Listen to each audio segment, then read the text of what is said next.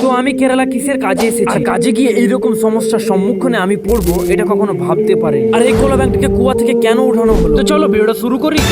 তো হ্যালো বন্ধুরা, তোমরা সবাই কেমন আছো? আশা করি তোমরা সবাই ভালো। আমি হলাম মোবারক আর আপনাদের সবাইকে স্বাগতম আমার নতুন একটি ব্লগিং ভিডিওতে। তো বন্ধুরা, তোমরা তো অনেকেই জানো যে আমি কেরালা এসেছি এবং আমি কেরালাতে কিসের কাজ করতে এসেছি আজকে তোমাদের সম্পূর্ণ বলবো। তো তারপরে কিন্তু আমি হেঁটে হেঁটে আমাদের সাইডে পৌঁছে যাই। আর এটা অল্লটা কি আলিমুদ্দিন,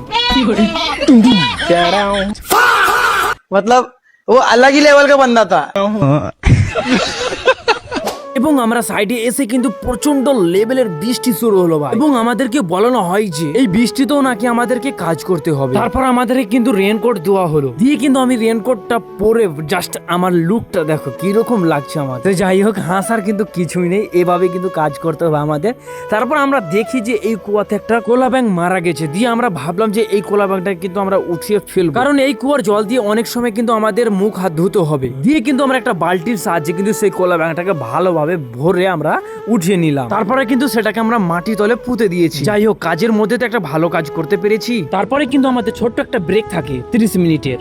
তারপর আমাদের ব্রেক শেষ হওয়ার পরে আমি চলে যাই আমাদের কাজের সাইডে, এবং কাজের সাইডে গিয়ে দেখি বাপরে এত উঁচুতে আমি চড়েছি, সত্যি আমাকে অনেকটাই ভয় লাগছিল।